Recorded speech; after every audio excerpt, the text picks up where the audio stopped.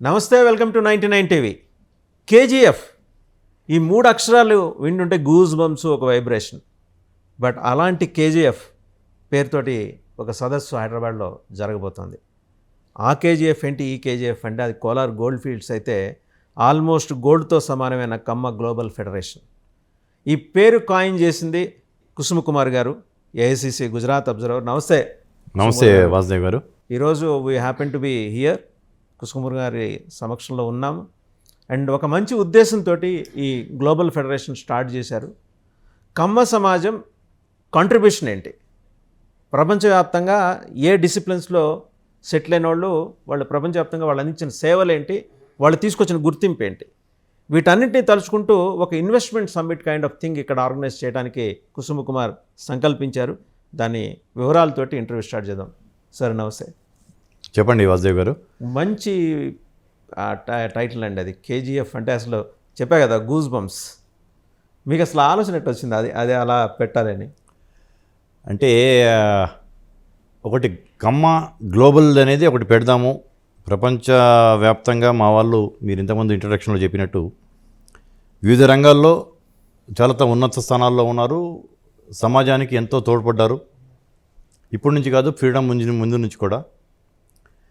వీళ్ళందరినీ ఒక ప్లాట్ఫామ్ అంటే ఒకటి కావాలి. ప్రపంచవ్యాప్తంగా ఉన్న కమ్మ ఏమహేములందరూ అందరికీ ఒక ప్లాట్ఫామ్ అంటూ కావాలి. ప్రపంచవ్యాప్తంగా ఏం పెట్టాలనే ఆలోచన రావటం వల్ల కొన్ని పేర్లు అనుకున్నాము. మా దాంట్లో కీలకంగా ఉండి రిటైర్డ్ ప్రొఫెసర్ విద్యాసాగర్ గారు ఇది సజెస్ట్ చేశారు. సార్, కమ్మ గ్లోబల్ ఫెడరేషన్ ఫౌండేషన్ అంటే ఎలా ఉంటుంది అని. ఫౌండేషన్ అనేది కంటే కూడా ఫెడరేషన్ బాగుంటుంది అండి అని చెప్పేసి అనేసి కొందరు, ఇక మేము కోర్ టీమ్గా మా కింద ఉన్నారు ఎవరైతే మాకు పనిచేస్తున్నారో, సహకరిస్తున్నారో, మాతో పాటు ప్రయాణం చేస్తున్నారో ఒక 20-30 మంది అందరినీ కూడా అంటే ఇనానిమస్గా ప్రతి ఒక్కళ్ళు, అంటే యంగ్ జనరేషన్సే కాకుండా పెద్దలు, మధ్య వయస్కులు అందరూ కూడా ఏకగ్రీవంగా చాలా బాగుంటుందండి. మంచి వైబ్రేషన్ ఉన్న పేరు ఇది. ఈజీగా మనం అందరికీ పేరు ఏదన్నా ఒక ఆర్గనైజేషన్ స్థాపిస్తే ఆ ఆర్గనైజేషన్ యొక్క విధి విధానాలతో పాటు ఆర్గనైజేషన్ యొక్క పేరు కూడా ప్రముఖంగా నానాలి. ఒకప్పుడు తానా అనేది 70లో పెట్టినప్పుడు చాలామందికి తెలీదు. ఈరోజు మనం ఎక్కడ భారతదేశంలో ఎక్కడున్నా, ముఖ్యంగా మన తెలుగు రాష్ట్రాల్లో ఏ మూలు ఉన్నా కానీ తానా అనగానే Telugu association of north America అని తానా అనేది ఎంత బ్రాండ్గా పాపులర్ అయిందో, ఇది కూడా కమ్మ గ్లోబల్ ఫెడరేషన్ అంటే ప్రపంచంలో ఉన్న కమ్మ వాళ్ళందరినీ ఒక ప్లాట్ఫామ్ మీద తీసుకొచ్చి ఒక వేదిక వాళ్ళకి క్రియేట్ చేసి సమాజానికి మేమేం చేసాము, సమాజం యొక్క అభివృద్ధిలో, అన్ని వర్గాల యొక్క అభివృద్ధిలో కమ్మ సామాజిక వర్గం చేసింది ఏమిటి అనేది ఆ ప్లాట్ఫామ్ ద్వారా చెప్పేసి ప్రతి సంవత్సరం ఇటువంటి సమావేశాలు పెట్టుకొని దీని చాప్టర్స్ కూడా US, UK, middle east, Karnataka, Tamil Nadu అన్ని చాప్టర్స్ కూడా ఒక్కొక్క KGF Tamil Nadu, KGF Andhra, KGF USA అట్లా చాప్టర్స్ కూడా పెట్టుకొని దీని ద్వారా పలు సేవా కార్యక్రమాలు చేస్తూ మేము సమాజానికి ఏం చేసామనేది సమాజానికి ఎప్పుడు తెలియపరుస్తూ ఉండాలనేది ముఖ్య ఉద్దేశం. ఏంటంటే ఈ ఫెడరేషన్ స్థాపించిన తర్వాత ఇమీడియట్గా టాస్క్ మీరు టేకప్ చేసింది? మేము ఇది స్థాపించటం కూడా కారణం ఏంటంటే ఒక ప్రపంచం యొక్కలో ఉన్న కమ్మవారి సదస్సు ఒకటి ఏర్పాటు చేద్దామని దాని మీద ఇది చేసుకున్నాం. దాన్ని ఇంటర్నేషనల్గా ఉన్న అన్ని దేశాల నుంచి కూడా నిష్ణాతులు చాలామంది ఉన్నత స్థానంలో ఉన్నారు. ముందు గ్రామాల నుంచి పట్టణాలకు ఎలాగైతే వచ్చారో, పట్టణీకరణ ఎలా జరిగిందో భారతదేశంలో, ముఖ్యంగా మా వాళ్ళు ఎక్కడ నీరుంటే అక్కడికి నీరుని చూసుకొని వివిధ ప్రాంతాలకి మా వాళ్ళు వెళ్ళటం జరిగింది, మైగ్రేట్ కావటం జరిగింది. అక్కడే క్యాంప్స్ కింద, ఇప్పుడు నిజామాబాద్ కావచ్చు, బళ్ళారి కావచ్చు, ఇక్కడ క్యాంప్స్ అని అంటారు, అక్కడ స్థిరపడటం.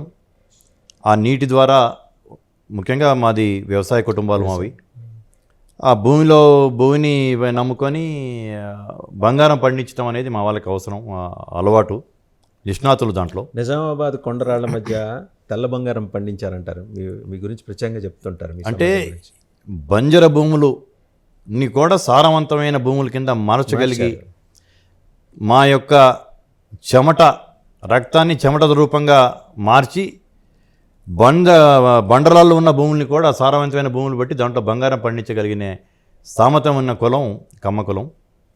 నలుగురికి అన్నం పెట్టే కులం కమ్మ కులం. మాతో పాటు వివిధ వర్గాలను ఎమ్మట తీసుకెళ్ళగలిగే కులం కమ్మ కులం. ఇది అందరికీ తెలిసిన విషయాలే. దీంతో 1910లో, అంటే ఇప్పుడు నేను ఇది పెట్టడానికి మేము అందరం ఆలోచించడానికి గల కారణం 1910లో కృష్ణా జిల్లా కౌతారం అనే గ్రామంలో మా పూర్వీకులు ఆనాటి పెద్దలు సమావేశమై స్వాతంత్రం అనేది ఇన్ఎవిటబుల్, స్వాతంత్రం అనేది ఈరోజు కాకపోయినా 4 రోజుల తర్వాత అయినా సరే స్వాతంత్రం వస్తుంది. మన వాళ్ళందరూ వ్యవసాయ రంగంలోనే ఉన్నారు, భూముల్ని నమ్ముకొని ఉన్నారు. స్వాతంత్రం వచ్చిన తర్వాత బ్రిటిషర్స్ మొత్తం వెళ్ళిపోయిన తర్వాత అన్ని రంగాల్లో చాలా ఆపర్చునిటీస్, అవకాశాలు వస్తాయి. మన యువకుల్ని చదువుల్లో వివిధ రంగాల్లో నైపుణ్యం సాధించే పరంగా మనం చేయగలిగినప్పుడే అన్ని రంగాల్లో మన వాళ్ళు అభివృద్ధిలోకి ముందంజలో ఉంటారు అని యొక్క దూరదృష్టితో వాళ్ళు ఆ రోజు అనుకుని కమ్మజన మహాసభ అనేది 113-14 సంవత్సరాల క్రితం వాళ్ళు పెట్టడం జరిగింది. 1910లో అండి. 1910లో వాళ్ళు వేసిన బీజమే ఈరోజు కమ్మ సామాజిక వర్గం ప్రపంచంలో ఎక్కడ చూసినా కానీ ఎంటర్ప్రీనర్ కమ్యూనిటీ కింద, వారియర్ కమ్యూనిటీ కింద, నాట్ ఓన్లీ అగ్రికల్చరే కాకుండా ఏ రంగంలో అడుగుపెడితే ఆ రంగంలో నిష్ణాతులుగా ఉన్నారు కండి. వైద్య రంగం, విద్యా రంగం, ఆటోమొబైల్, ఫిల్మ్ అండ్ ఎంటర్టైన్మెంట్, అన్ని రంగాల్లో. అంటే ఆ టైంలో చదువుకోవటాలు కమ్మ విద్యార్థుల కోసం ఆ రోజు మా పూర్వీకులు ఏర్పాటు చేసిన విద్యాలయాలు, కమ్మ విద్యార్థులు ఉండి చదువుకోవటానికి ఏర్పాటు చేసిన వసతి గృహాలు, వాళ్ళు ఇచ్చిన తోడ్పాటు వల్ల అమెరికాలో 1950s, 60sలో అమెరికాకి వెళ్ళిపోయిన వాళ్ళు ఉన్నారు మా వాళ్ళు డాక్టర్స్గా. వాళ్ళని ఆదర్శంగా తీసుకొని ఒక గ్రామంలో ఒకళ్ళు ముందు ఒకళ్ళు అడిగేసేసి ఒకళ్ళు పోవటం జరిగితే, వాళ్ళు ఒక ఉన్నత స్థానంలో ఉండటం జరిగితే ఆ గ్రామంలో ఉన్న మిగతా వాళ్ళు కూడా వాళ్ళని ఒక ఆదర్శంగా తీసుకొని, అంటే ఒక ఫస్ట్ వెళ్ళిన వాళ్ళు ఒక రోడ్డు వేయటం జరుగుతుంది. ఆ రోడ్లో ప్రయాణం చేయడం అనేది తేలిక. ఎందుకు సార్ 100 ఏళ్ల క్రితమే గుంటూరులో కమ్మ హాస్టల్ పెట్టారు. అదే నేను చెప్తుంది. ఇప్పుడు మా వాళ్ళు ఆ రోజు రాజా వెంకటాద్రి నాయుడు గారు, వాసిరెడ్డి వెంకటాద్రి నాయుడు గారు, ముత్యాల రాజా గారు, అంటే వీళ్ళు చేసిన సేవ సమాజానికి ఇప్పుడున్న ప్రజెంట్ జనరేషన్స్కి వారి యొక్క గొప్పతనం తెలియకుండా పోతుంది. మా ఈ యొక్క కమ్మ గ్లోబల్ ఫెడరేషన్ ద్వారా మేము నిరంతరం ఏర్పాటు చేసే సమావేశాల ద్వారా, చర్చా వేదికల ద్వారా, ప్రసార సాధనాల ద్వారా కమ్మ జాతి, కమ్మ యొక్క అగ్రగణ్యులు రాజా వాసిరెడ్డి వెంకటాద్రి నాయుడు గారు కావచ్చు, ముత్యాల రాజా కావచ్చు, స్వర్గీయ ఎన్జి రంగా గారు కావచ్చు, కొత్త రఘురామయ్య గారు కావచ్చు, అంటే ఇటువంటి హేమాహేమిలు ఎంతోమంది ఉన్నారు. జాగర్లమూడి కుప్పసంచౌదరి గారు, ఇట్లా చెప్పుకుంటూ పోతే ఒక 20 నిమిషాలు మహామహుల పేర్లు చెప్పుకుంటానే అంత టైం సరిపోతుంది. కాకాని వెంకటరత్నం గారు డైరీ విప్లవం వారితో వచ్చిన వారు కావచ్చు. అంటే అభ్యుదయ భావాలు ఉండి ఎంటర్ప్రీనర్ కమ్యూనిటీ మాది. దాంతోపాటు వారియర్ కమ్యూనిటీ కూడా. ఒకరి కింద చేయి జాచి ఇది చేసే ఆ మనస్తత్వం ఉన్న వాళ్ళు కాదు. నలుగురికి పెట్టి నలుగురిని ఎమ్మడ తీసుకెళ్ళి వివిధ వర్గాలని ఎమ్మడ తీసుకెళ్ళగే కులం. మళ్ళీ ముఖ్యంగా చెప్పాలంటే కూడా మాది ఫ్యూడలిస్టిక్ క్యాస్ట్ కాదు. మేము రైతులం, సర్వీస్ ఓరియంటెడ్, సమాజానికి ఏం చేయగలమో అని ఆలోచించే యొక్క దృక్పథం ఉన్న కులం కావటం వల్ల ఈ రోజుల్లో మైగ్రేషన్స్ అనేది విపరీతంగా అయిపోయి దేశంలో మైగ్రేషన్ కాకుండా ఇంటర్నేషనల్ మైగ్రేషన్ జరిగినాయి. వివిధ దేశాల్లో చాలా ఉన్నత స్థానంలో చాలామంది ఉన్నారు. మలేషియాలో ఒక కేంద్ర మంత్రి ఉన్నారు, సెనేటర్స్గా ఉన్నారు, కెనడాలో, యుఎస్లో, సియాచెల్స్లో. యుఎస్లో చాలామంది సార్. యుఎస్లో ఇప్పుడు మేము ఇన్ఫామ్ చేసిన తర్వాత ఇట్లా మేము పెట్టుకుంటామని చెప్పేసి మాది ఒకటి బ్రోచర్, ఇంకా ఫైనల్ బ్రోచర్ రాలేదు. ఒక డ్రాఫ్ట్ బ్రోచర్ ఒకటి బయటికి వెళ్ళటం జరిగింది. దాన్ని చూసుకొని వాళ్ళ నుంచి వచ్చిన స్పందన, వచ్చిన ఫోన్ కాల్స్ చూస్తుంటే మాకు కూడా ఇంకా ఎంకరేజ్మెంట్గా అనిపిస్తూ ఉంది. మేము ఒక 1500 నుంచి 2000 మంది డెలిగేట్స్ ఆ ఇన్విటేషన్ మీద పిలిచి 2 days సబ్మిట్ చేద్దాం అనుకుంటున్నాం. ఎప్పుడు సార్ ప్లానింగ్? అంటే టెంటేటివ్గా జూలైలో అని అనుకుంటున్నాము. ఓకే. ఒక 5-6 రోజుల్లో, వారం రోజుల్లోపు ఎగ్జాక్ట్ డేట్స్ అనేది ఫైనల్ చేస్తాం. HICC హైదరాబాద్ ఇంటర్నేషనల్ కన్వెన్షన్ సెంటర్లో, నోవోటల్లో చేద్దామని. Most likely in the month of July. ఎందుకంటే ఆ టైం కల్లా యుఎస్లో వాళ్ళకి, వివిధ దేశాల్లో ఉండే వాళ్ళకి అది వాళ్ళకి కొంచెం ఫ్రీ టైం ఉండే Vacation time ఇది. ప్లస్ ఇంటర్నేషనల్ సమిట్ అనేది జనరల్గా ఎవరైనా పెద్ద పెద్ద కార్పొరేట్స్ కూడా ఏదైనా గ్లోబల్ సమిట్ చేయాలనుకుంటే 9 నెలల నుంచి 1 year వరకు వాళ్ళు టైం తీసుకోవడం జరుగుతుంది. అటువంటిది మేము 4-5 నెలలు అనేది మాకు ఇప్పుడు వచ్చిన స్పందనను బట్టి 4-5 నెలల నుంచి నెలలో మేము చేయగలము. అది కూడా మీకు తక్కువ సమయమే టు వర్క్ ఎలా ఉంటుంది కాబట్టి మాకు ఉన్న లైక్ మైండెడ్ ఫుల్ టైం దీంట్లో పనిచేసే కోర్ టీం అంటూ మాకు ఒకటి ఉంది. వాళ్ళందరితో ఒక్కొక్కటి వివిధ రంగాల్లో మేము వాళ్ళని ఒక్కొక్కరు ఒక్కొక్క వర్టికల్స్ కింద బాధ్యతలు పంచుకోవడం జరిగింది. అంటే ఇప్పుడు మీరు కేజీఎఫ్ స్టార్ట్ చేసిన తర్వాత ఈ తొలి సదస్సు will it be a think tank or it is going to be an investment kind of summit? 2. ఇది థింక్ ట్యాంకు, మేధోమదనం, సమాజానికి మేమేం చేశాము, సమాజానికి ముందు మనం ఏం చేయాలి, మా వాళ్ళతో పాటు కమ్మ కులస్తులతో పాటు సమాజానికి మనం ఇంకేం చేయగలము అనేది ఒకటి.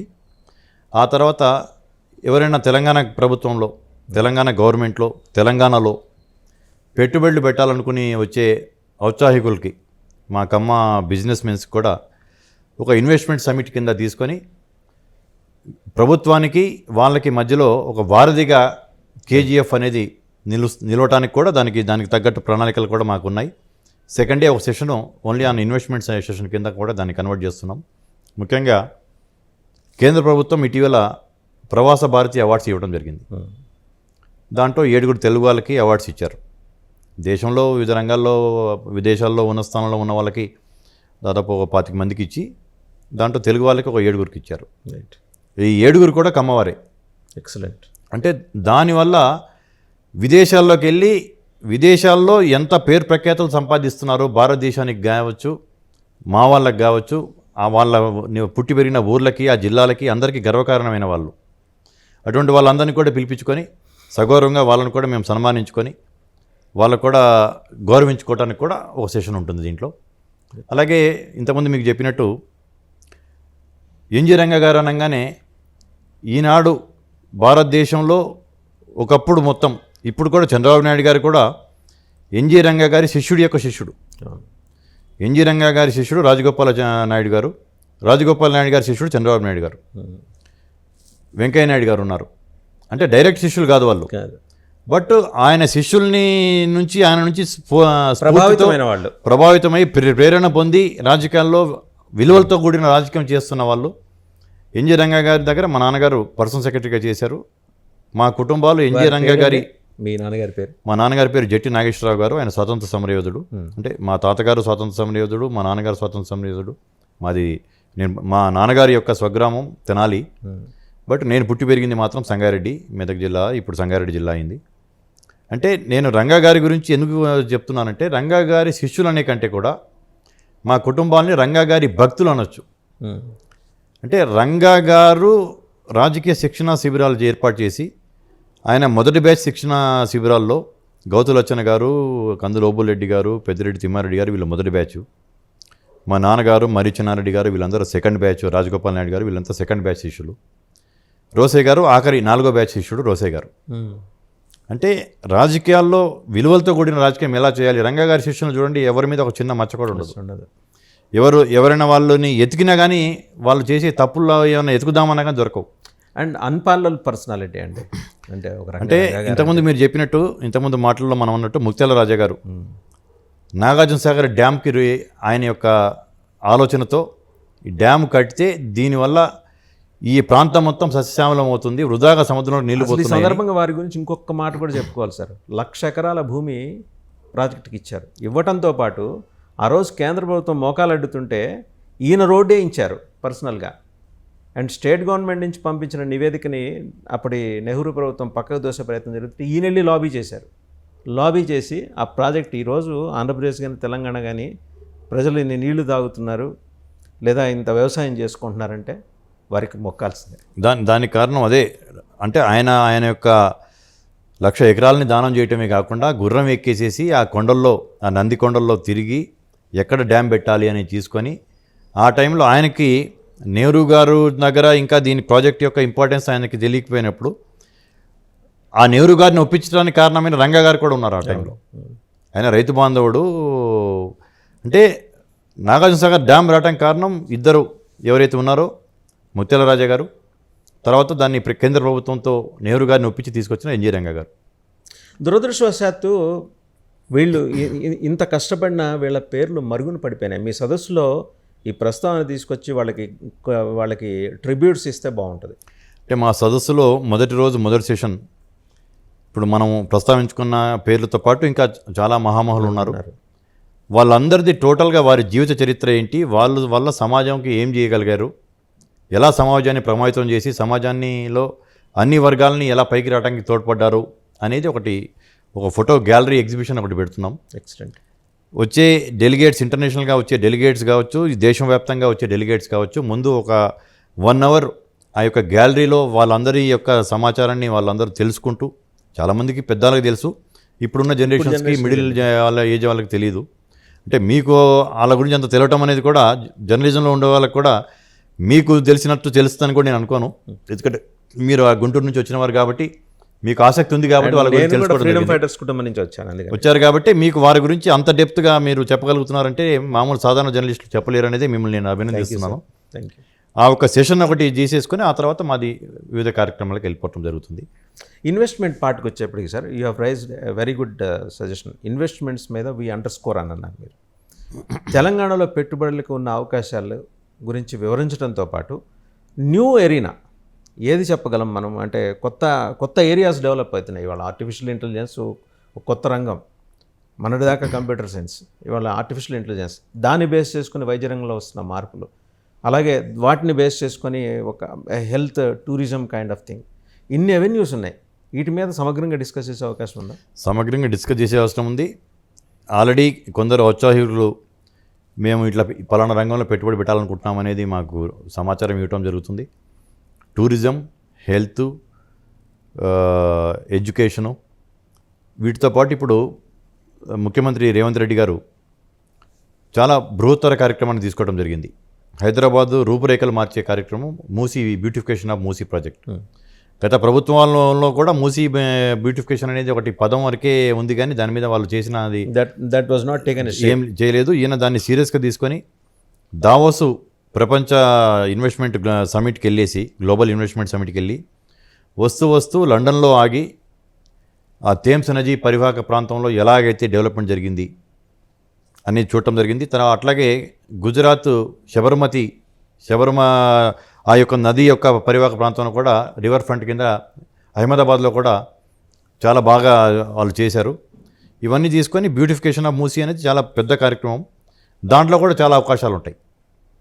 ఎవరైనా పెట్టుబడులు పెట్టాలనుకుంటున్నప్పుడు దాంట్లో రిక్రియేషను, హాస్పిటాలిటీ ఇండస్ట్రీస్, టూరిజము, ఇటువంటి వివిధ రంగాలు ఉన్నాయి. ఎవరెవరైతే ఏ రంగాల్లో వచ్చేసి వాళ్ళు ఇంట్రెస్ట్ చూపించేసి పెట్టుబడులు పెట్టి ఆ పెట్టుబడుల ద్వారా తెలంగాణ యువకులకి ఉద్యోగ అవకాశాలు కల్పిస్తూ తెలంగాణ రాష్ట్రం యొక్క ఆర్థికంగా వాటికి తోడ్పాటు అందిస్తూ ఉండే వాళ్ళందరికీ కూడా నేను తెలంగాణ గవర్నమెంట్తో మాట్లాడడం జరిగింది, రేవంత్ రెడ్డి గారితో మాట్లాడడం జరిగింది, శ్రీధరబాబు గారితో మాట్లాడడం జరిగింది, పరిశ్రమల శాఖ మంత్రితో.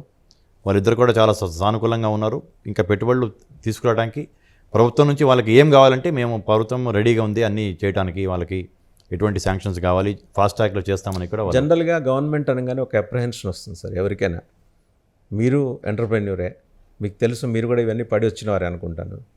అటువంటి హర్డిల్స్, హిండ్రన్సెస్ ఏం లేకుండా ఒక single window kind of thing ఏమన్నా కాంటెంప్లేట్ చేస్తుందా తెలంగాణ ప్రభుత్వం? 100% సింగిల్ విండో కింద పెట్టుబడులు పెట్టడానికి వచ్చే వాళ్ళందరికీ ఎర్ర తివాచి పరిచి వాళ్ళకి కావాల్సిన అనుమతులు కావచ్చు, ఇన్సెంటివ్స్ కావచ్చు, ఏమేమి ఇవ్వటానికి ప్రభుత్వం దగ్గర ఒక బ్లూ ప్రింట్ ఆల్రెడీ రెడీగా ఉంది. ఇంకా ఏదైనా కావాలంటే కూడా అప్పటిదప్పుడు కొన్ని నిర్ణయాలు తీసుకొని, డెసిషన్స్ తీసుకొని, ఇంకా ఏదైనా వాళ్ళకి ఇదిగో ఈ యొక్క ట్రాక్లో వెళ్తే మాకు ఈ ఇబ్బందులు వస్తున్నాయండి, ఈ హడిల్స్ ఉన్నాయని చెప్పేసి కనుక వాళ్ళు చెప్తే దాన్ని కూడా అప్పటిదప్పటికి సవరించేసేసి మార్పులు చేసుకొని కూడా ఇండస్ట్రియల్ ఫ్రెండ్లీ గవర్నమెంట్ కింద, ఇన్వెస్ట్మెంట్ ఫ్రెండ్లీ గవర్నమెంట్ కింద తెలంగాణ ప్రభుత్వం, ఇప్పుడు కాంగ్రెస్ ప్రభుత్వం, రేవంత్ రెడ్డి గారు ముఖ్యమంత్రిగా ఉన్న ప్రభుత్వం, దీన్ని we are open to any amendments, alterations in the system. Right. Coming back to ఇంకా రొటీన్ పొలిటికల్ అఫైర్స్లోకి వస్తే, దానికన్నా ముందు మీరు ముఖ్యమంత్రి రేవంత్ రెడ్డి గారు బాల్యమిత్రులు. ఐ థింక్ స్కూల్ డేస్ నుంచి మీరు కాలేజ్ క్లాస్మేట్స్ మీ ఏవి కాలేజ్ అని దోమలగూడలో ఆంధ్ర విద్యాలయ అని ఉంది. మాది 89, 92 డిగ్రీ క్లాస్మేట్స్ మేము. ఓకే. సో అప్పుడు ఎట్లా అంటే అప్పటి నుంచి ఆయనకి అంటే ఏదో ఒక సాధించాలి ఆ సంకల్పం. అంటే తనకి అప్పటి నుంచి కూడా ఒక గమ్యాన్ని నిర్దేశించుకొని ఆ గమ్యాన్ని ఎలా చేరాలి, దానికి ఎంత కష్టపడాలి అనే దాన్ని ఒక ప్రణాళిక వేసుకోవటం అనేది విద్యార్థి దశ నుంచే మాకు అతని యొక్క ప్రణాళికలు, అతని యొక్క కష్టపడే తత్వం అనేది చూస్తున్నాం. ఒక గోల్ అనేది నిర్దేశించుకొని ఆ గోల్ కోసం ఎంత భయపడకుండా, ఎటువంటి అడ్డంకులు వచ్చినా కానీ వెనక్కి తగ్గకుండా, తన యొక్క గమ్యాన్ని మార్చుకోకుండా అదే గమ్యాన్ని ప్రయాణం చేసే మనిషి. ఈరోజు మీకు తను రాజకీయాల్లో వచ్చిన 19 సంవత్సరాల్లో 2005లో తను ఫస్ట్ జెడ్పీటీసీగా ఇండిపెండెంట్గా గెలవడం జరిగింది. తర్వాత ఇండిపెండెంట్ ఎమ్మెల్సీగా గెలవడం జరిగింది. ఆ రోజు రాజశేఖర రెడ్డి గారు, చంద్రబాబు నాయుడు గారు ప్రతిపక్షం, ప్రధాన అధికార పక్షం, రెండు పక్షాలకు ఉన్న ఇద్దరు పెద్ద హేమాహేమీ నాయకులు అభ్యర్థులను కాకుండా ఇండిపెండెంట్గా తను నిలబడి గెలవటం అనేది అది తన యొక్క మెటల్ ఏంటి అనేది, తన యొక్క సత్తా ఏంటి అనేది ఆ రోజే నిరూపించుకున్నారు. ఆ తర్వాత కూడా తన అవకాశాలు వచ్చినా, ప్రభుత్వంలో రూలింగ్ పార్టీలోకి రమ్మని అవకాశాలు వచ్చినా, ఆ రోజు కాంగ్రెస్ పార్టీ నుంచి నా మిత్రుడు కావటం వల్ల నేనే ఇండిపెండెంట్గా ఎమ్మెల్సీగా ఉన్నావు కాబట్టి మరి కాంగ్రెస్ పార్టీకి వస్తావా, అసోసియేట్ అవ్వమన్నా, వస్తే కాంగ్రెస్ పార్టీ నుంచి ఎమ్మెల్యేగా ప్రయత్నం చేయొచ్చు అంటే కూడా తను ప్రతిపక్షంలో వెళ్ళి ప్రతిపక్షం నుంచి పోరాడి నాయకుడికి ఎదగాలి అనే దాని మీద ఉన్నాడు. కానీ అధికార పక్షంలో వచ్చేసేసి దాంట్లో లబ్ధులు పొందాలనే టైప్ కావటం వల్ల టీడీపీలోకి వెళ్ళటం జరిగింది. ప్రతిపక్షంలోనే 5 ఏళ్ళు ఉన్నాడు. మళ్ళీ తర్వాత 14 నుంచి కూడా మళ్ళీ ప్రతిపక్షంలో ఉండటం వల్ల తను డిబేట్స్లో చాలా స్టడీ చేస్తాడు. పుస్తక ప్రియుడు. ఏ పుస్తకం కనిపించినా దాంట్లో నుంచి తనకి సబ్జెక్ట్ ఏదైనా ఉంటే ఆ పుస్తకం చదవటం అనేది మొదలు పెడతాడు. చదివి మొత్తం అయిపోయిన దాకా ఆపడు దాన్ని. అట్లా నాలెడ్జ్ తృష్ణ అది ఉంది, జిజ్ఞాస ఉంది, తృష్ణ ఉంది. నాలెడ్జ్ పెంచుకుంటా ఉంటాడు. మీకు అతని యొక్క స్పీచెస్ కావచ్చు, మంచి ఆరేటరీ స్కిల్స్ ఇది కావచ్చు. అప్పటి నుంచి అంతేనండి ఆయన. కాలేజ్ డేస్ నుంచి కూడా మంచి ఆరేటరీ స్కిల్స్ ఉన్నాయి. అండ్ మంచి ఆర్టిస్ట్ కూడా. ఇప్పుడు మిమ్మల్ని ఇక్కడ కూర్చోబెట్టేసి మీ బొమ్మ వేసేయగలడు. అంత ఫైన్ ఆర్ట్స్లో అంత మాస్టర్ దాంట్లో. ఒక టైంలో తాను బిజీగా ఉండే ఆ టైంలో అమెరికాలో ఉండటం వల్ల కుదరలేదు. కానీ మైక్రోసాఫ్ట్ వాళ్ళు తెలుగు లిపి తయారు చేసేటప్పుడు వారి యొక్క ఎగ్జిక్యూటివ్స్ వాళ్ళకి ఏదో కన్సర్న్ వాళ్ళు రేవంత్ రెడ్డి గారిని అప్రోచ్ కావడం జరిగింది. ఆ టైంలో అందుబాటులో లేకపోవటం, అంటే తెలుగులో లిపి తయారు చేసినప్పుడు రేవంత్ రెడ్డి గారితో రాపించుకుందాము ఆ లిపి తయారు చేయడానికి అనేది కూడా అనుకోవడం జరిగింది. ఓకే. ఆ తర్వాత ఆ టైంలో ఇక ఈయన లేకపోవటము, బాపు గారు టైం ఇవ్వటము, బాపు గారితో రాపించుకున్నారు తెలుగు లిపి.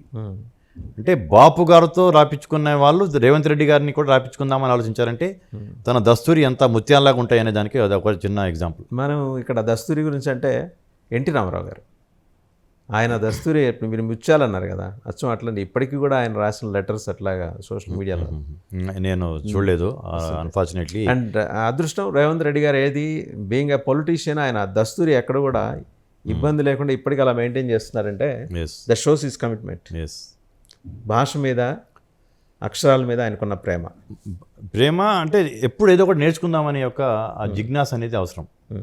చాలే మనం నేర్చుకుందాము. ఇప్పుడు ఐన్స్టీన్ అంటుంటారు, మీరు ప్రపంచంలో అందరికంటే మేధావి కదా మీరు అని చెప్పేసి అడిగారంట ఆయన్ని. అడిగితే సముద్రపు ఒడ్డున గులకరాలు ఏరుకుంటున్నాను నేను, ఇంకా నేను నేర్చుకోవాల్సింది సముద్రం అంతా ఉంది అని చెప్పి అంటారు ఆయన. అంటే ప్రపంచ మేధావైన ఆయన నేను ఇంకా గులకరాలు ఏరుకునే పనిలో ఉన్నాను, ఇంకా సముద్రం అంతా ఉంది అని. లోతుంది అక్కడ వెళ్ళి చూస్తే. అట్లా నేర్చుకోవటం అనేది అది నెవర్ ఎండింగ్ ప్రాసెస్. ఆసక్తి ఉండాలి. అది రేవంత్ రెడ్డి గారికి ఉంది. ఇప్పుడు యంగ్, డైనమిక్, అగ్రెసివ్. అంటే అగ్రెసివ్ అనేది డెసిషన్స్ మేకింగ్లో ప్రజలకి, బీద ప్రజలకి, అవసరాలు ఉన్న ప్రజలకి ఏం చేయాలనే దాని మీద అగ్రెసివ్. అలాగే కాకుండా ఫిట్నెస్ కూడా. ముఖ్యమంత్రిని చూడంగానే అంతకుముందు పెద్ద పెద్దాలను చూడటం జరిగింది. వేరే రాష్ట్రాల్లో కూడా పెద్ద పెద్దాలు 70 ఏళ్ళు 80 ఏళ్ళు వచ్చిన వాళ్ళని చూడటం జరిగింది. ఈ యువకుడు ఉత్సాహంగా ఉన్న అతను, ఫిట్నెస్ కూడా ఉన్న అతన్ని చూడటం వల్ల ఆ గవర్నమెంట్కి ఒక రకమైన పాజిటివ్ వైబ్రేషన్స్తో యువతలో కూడా అదిగో ఈజ్ అవర్ చీఫ్ మినిస్టర్ చెప్పుకోవడానికి కూడా ఎదుగుండే ఆ టైప్ తన డెసిషన్స్ ఉంటాయి. అంత కష్టపడుతున్నాడు. దాదాపు రోజుకి 17-18 గంటలు తను పనిచేస్తున్నాడు. మీరు అన్నారు కాబట్టి మనోహర్ పారికర్ గారికి ఈ రకంగా రికగ్నిషన్ ఉంది. ఇంతే సింపుల్గా ఉండేవారు ఆయన కూడా. ఎస్ మళ్ళీ తర్వాత రేవంత్ రెడ్డి గారిని చూస్తున్నాం. ఎస్ అంటే కేజ్రీవాల్తో ఆయన సింపుల్గా ఉన్నప్పటికీ ఒక బ్యూరోక్రటిక్ మైండ్ సెట్ తోటి ఉంటారు. అవును అవును బట్ ఈయన ఏంటంటే జనం మధ్యలోంచి వచ్చారు కాబట్టి కలివిడి ఆయన రాగానే తీసుకొచ్చిన మొట్టమొదటి సంస్కరణ ఏంటంటే ముఖ్యమంత్రి వెళ్తుంటే రోడ్ల దగ్గర ట్రాఫిక్ ఆపేయటం అవన్నీ ఆపి అదే వద్దన్నారు చూసారా. అవును. దానికి మంచి అప్లాజ్ వచ్చింది. అది వచ్చింది. ప్లస్ కాన్వాయ్లో కూడా ముఖ్యమంత్రికి జనరల్గా ఒక స్టాండర్డ్ ప్రోటోకాల్ సిస్టమ్ ఉంది. ఇన్ని బుల్లెట్ ప్రూఫ్ వెహికల్స్ ఉండాలి, దాని సెక్రటరీస్ ఫాలో అయ్యే వెహికల్స్ ఇది ఉండాలి, అంబులెన్స్ ఇంత ఉండాలి, జామరు ఇది అని కలిపి ఓ 15 వెహికల్ కాన్వాయ్ ఉంటుంది సాధారణంగా ముఖ్యమంత్రికి. అటువంటిది ఈయన దాన్ని 9కి కుదించేశారు. ఇంకా తగ్గిమంటే కూడా అధికారులు సార్ అంతకంటే తగ్గిలేము మేము అంటే మినిమం ప్రోటోకాల్ మీరు పాటించాల్సిందే సార్ అంటే 9 కుదించడం. ఆ జనాలతో పాటు తను కూడా ఆ సిగ్నల్ని మా అయితే రెడ్ సిగ్నల్ని గ్రీన్ సిగ్నల్ని మార్చేసి వెళ్ళిపోవటమే కానీ ముఖ్యమంత్రి బయలుదేరబోతున్నాడు అనగానే మొత్తం ట్రాఫిక్ లాపేసి ఓ 15-20 నిమిషాలు ఆ ట్రాఫిక్లో ఈనే పరిస్థితి లేకుండా చేశారు. అది నగర ప్రజలు వర్షిస్తూ ఉన్నారు. అండ్ అలాగే అక్కడ ప్రగతి భవన్ పేరు మార్చి ప్రజాభవన్గా మార్చడం అండ్ అక్కడ ట్రాఫిక్ స్మూత్గా వెళ్ళటం కోసం ఆ కంచె తీసేయడం, అక్కడ ఎల్బీ స్టేడియంలో తను ముఖ్యమంత్రిగా ప్రమాణ స్వీకారం చేస్తున్న టైం కల్లా కంచె తీయటం మొదలైపోయింది. ఆయన ప్రమాణ స్వీకారం చేసి సంతకం పెట్టి కింద దిగేలోపు కంచె క్లియర్ అయిపోయింది. That is the fastness in decisions making. Congress party అంటే మీరు చిన్ననాటి నుంచి మీరు కాంగ్రెస్ పార్టీతో అసోసియేట్ మధ్యలో ఎక్కడ డివేట్ అవ్వలేదు, మీరు అలాగే నిలబడ్డారు. అలాగే మీ మిత్రుడిని ఆ రోజు రమ్మని అడిగితే ఆయన రాలే, నేను ఇండిపెండెంట్గా ఎదుగుతానన్నారు. తర్వాత he has chosen his way. So Congress పార్టీలో డిడి ఐడెంటిఫై ఎనీ లెక్కునా అండి, అంటే ఏదో లోపం ఉందని ఐడెంటిఫై దాన్ని భర్తీ చేయడానికి వచ్చి ఎదిగారా ఆయన? అంటే కాంగ్రెస్ పార్టీ సిద్ధాంతాలలో లోపాలు అనేది ఏం లేవు. సిద్ధాంతం కాదు, ఇక్కడ తెలంగాణలో కూడా లోపం అంటూ తెలంగాణలో కూడా ఏం లేదు. బట్ ఒక డైనమిక్ అగ్రెషన్ ఉన్న లీడర్ అవసరం అనేది కనిపించింది. ఆయన కాంగ్రెస్లోకి వచ్చేసేసి ఆ యొక్క ఏదైతే అక్కడ వ్యాక్యూమ్ అనేది ఎక్కడ ఏదైతే ఉందో అక్కడ ఆయన ఫిక్స్ కావడం జరిగింది. దాన్ని ప్రజలు కూడా స్వీకరించారు. కాంగ్రెస్ పార్టీ శ్రేణులందరూ కూడా ఆయనతో పాటు నడిచారు. నాయకులందరూ కూడా చిన్న చిన్న అభిప్రాయ భేదాలు స్టార్టింగ్లో ఉన్నా కానీ అందరు కూడా ఆయన నడిచారు. ఇప్పుడు ఆయన ముఖ్యమంత్రిగా అందరు కలిసి మొదట్లో చాలామంది మొరాయించారు, కానీ తర్వాత మొత్తానికి యాక్సెప్ట్. జనరల్గా మార్పుని సమాజం కానీ ఏ వ్యవస్థ కానీ తొందరగా అంగీకరించదు. ఒక యంగ్ లీడర్ వచ్చి సంస్కరణ మొదలెట్టాడంటే సహజం కదా. ఎప్పుడో పాతుకుపోయిన వాళ్ళు ఉన్నారు, మా సిపాయిలు తిరుగుబాటు అప్పటి నుంచి ఉన్నవాళ్ళు ఉన్నారు కాంగ్రెస్లో ఇప్పటికీ. సో ఆ లీడర్స్ ఈరోజు సర్దుకుపోతున్నారా? కాంగ్రెస్ సర్దుకుపోవటం అనే పదం కరెక్ట్ కాదేమో కానీ అందరూ సంతోషంగా కాంగ్రెస్ పార్టీ ఇది మన ప్రభుత్వము, ఇందిరమ్మ రాజ్యం వచ్చింది, సోనియమ్మ ఏదైతే కలలు కని తెలంగాణ ప్రజలకి ఏదైతే ఫలాలు అందాలని చెప్పేసి ఆమె అయితే తెలంగాణ ఇచ్చిందో, పక్క రాష్ట్రంలో నష్టపోతామని తెలిసి కూడా, రాజకీయంగా నష్టపోతామని తెలిసి కూడా డెసిషన్ అనేది పొలిటికల్గా లాభమే డెసిషన్ తీసుకుంటారు జనరల్గా ఎనీ పొలిటికల్ పార్టీ. ప్రజలకు అవసరానికి పొలిటికల్గా నష్టపోయినా సరే తీసుకునే వాళ్ళు స్టేట్స్మెన్స్ చాలా కొందరే ఉంటారు. దాంట్లో సోనియా గాంధీ గారు అంటే త్యాగశీలి ఆమె. దీంట్లో మన ప్రభుత్వం అనే దాని మీద ఉన్నారు కానీ అడ్జస్ట్మెంట్స్ అనేది ఇది కావటం లేదు. అందరు కలిసి everybody sailing together. It's a good sign then. సమైక్య నిర్ణయాలు తీసుకుంటున్నారు. మంత్రిమండలిలో అందరు మంత్రులు వారి వారి అభిప్రాయాలు చెప్తున్నారు. వారి చెప్పిన అభిప్రాయాలు మంచి అభిప్రాయాలు అన్నప్పుడు అది తీసుకోవడం జరుగుతుంది. సమిష్టి కృషి, సమిష్టి ఇది నిజంగా ప్రజాపాలన అంటూ అని అన్నాం కదా మేము. ఇది ప్రజల ప్రభుత్వం, సాధారణ ప్రజల ప్రభుత్వం, ఇందిరమ్మ ప్రభుత్వం. ఇప్పుడు పొరుగు రాష్ట్రంతో సంబంధాల విషయంలో ఎలా వ్యవహరించాలని అనుకుంటున్నారు, ఎలా వ్యవహరించబోతున్నారు? ఓకే, మాది జాతీయ పార్టీ. ఒక ప్రాంతీయ పార్టీయో ఉప ప్రాంతీయ పార్టీయో అయితే పక్క రాష్ట్రంతో గిల్లి కజ్జాలు పెట్టుకోవటమో లేకపోతే పక్క రాష్ట్రాన్ని గిల్లి దాని యొక్క లబ్ధి ఇక్కడ ఈ రాష్ట్రంలో సెంటిమెంట్ రెచ్చగొట్టడం అనేది అంతకుముందు కేసీఆర్ చేసిన పనులు అవి. మాది జాతీయ పార్టీ అన్నప్పుడు అన్ని రాష్ట్రాలు, అన్ని మతాలు, అన్ని కులాలు, అన్ని భాషలు సమానంగా చేయగలిగిన పార్టీ కాంగ్రెస్ పార్టీ. ఒక రకంగా చెప్పాలంటే భారతదేశాన్ని స్వాతంత్రం వచ్చిన తర్వాత ఈరోజు భారతదేశం సమైక్యంగా ఏకతాటి మీద నిలిచి అభివృద్ధి చెందడానికి కారణం ప్రధానంగా కాంగ్రెస్ పార్టీ.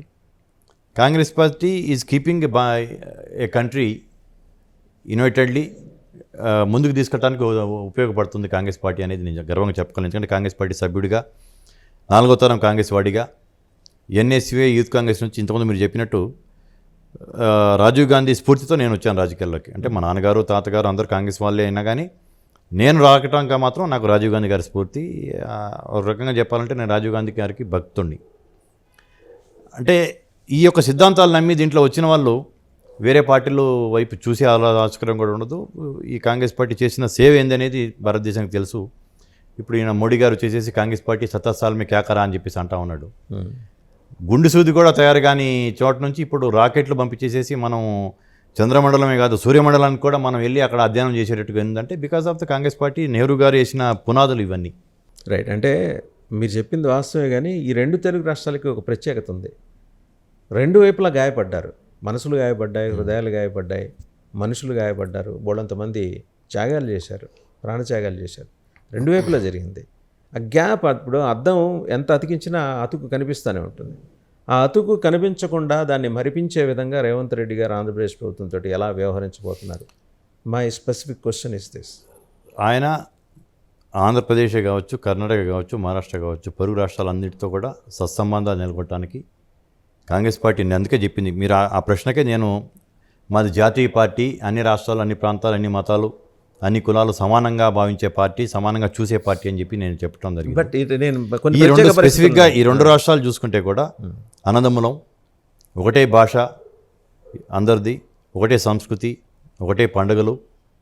కొన్ని పండుగలు ఇక్కడ కొంచెం ఎక్కువగా చేసుకుంటారు, కొన్ని పండుగలు అక్కడ ఎక్కువ చేసుకుంటారు, అంతే తప్పించి అన్నదమ్ములం ఒకటే రాష్ట్రం ఇది. ఒకప్పుడు మొన్నటిదాకా నీటి సమస్యలు ఉన్నాయి, పంపకాల ఇవన్నీ కూడా సుహృద్భావ వాతావరణంలో చర్చల ద్వారా అన్ని పరిష్కరించుకోవడానికి కాంగ్రెస్ పార్టీ ఎప్పుడూ ముందుంటుంది. కాంగ్రెస్ పార్టీ ముఖ్యమంత్రి రేవంత్ రెడ్డి గారు దాంట్లో ఎప్పుడూ ఆయన ముందడుగు, ఒక అడుగు తానే ముందేయటం జరుగుతుంది. గడిచిన 10 ఏళ్ళలో అప్పుడు చంద్రబాబు గారి ప్రభుత్వం కావచ్చు, ఇప్పుడు జగన్మోహన్ రెడ్డి గారి ప్రభుత్వం కావచ్చు, ఇక్కడ కేసీఆర్ గారి ప్రభుత్వం 10 ఏళ్ళుగా ఆయనే ఉన్నారు. ఇంకా 10 ఏళ్ళలో చాలా పెండింగ్ ఇష్యూస్ అట్లా ఉన్నాయి. ఎందుకంటే రేపు ఏప్రిల్ తోటి ప్రత్యేక హోదా అయిపోతుంది. ఈ పీరియడ్ అయిపోయిన తర్వాత ఇక్కడి నుంచి బదలాయింపు జరగవలసిన ఆస్తుల వ్యవహారం దాట్ విల్ కమ్ టు మళ్ళీ అగైన్ ఒక స్టేల్ మేట్ వచ్చేస్తుంది, ఒక ప్రతిష్టంభన కొనసాగుతుంది. దాన్ని బదాబదలు చేయాలంటే మళ్ళీ 2 గవర్నమెంట్స్ కూర్చోవాలా. 2 ఆంధ్రప్రదేశ్ ప్రభుత్వం కూర్చోవాలి. ఇక్కడ నేను ప్రభుత్వాలు మాట్లాడుతున్నా, పార్టీల గురించి మాట్లాడలేదు. తెలంగాణ ప్రభుత్వం కూర్చోవాలి.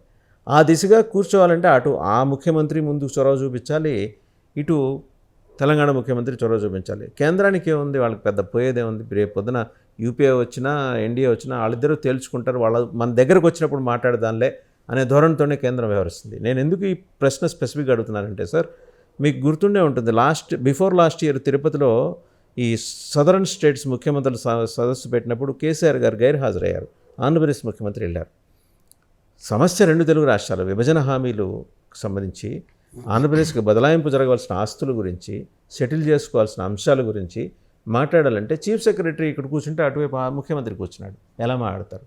ఇటువంటివి మళ్ళీ భవిష్యత్తులో జరిగితే ముఖ్యమంత్రి హోదాలో ఇక్కడి నుంచి రేవంత్ రెడ్డి గారు కూర్చున్నప్పుడే దానికి ఒక సొల్యూషన్ దొరుకుతుంది.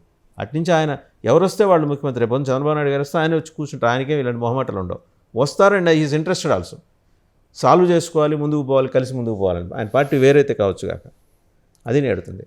అంటే కేసీఆర్ గారు సమస్యని పరిష్కరించాలని, సమస్యని అక్కడికే ముగించాలి, సమస్యని పరిష్కరించాలనేది ఎప్పుడు అనుకోవాలి. ఆయన సమస్యల్ని నానబెట్టేసేసి దాని నుంచి రాజకీయంగా లబ్ధి పొందాలనేది తన యొక్క ప్రయత్నం తప్పించి సిన్సియర్గా ఎప్పుడు ఒక సమస్యని పరిష్కారం చూపాలి అనేది ఆలోచించే వ్యక్తి కాదు ఆయన.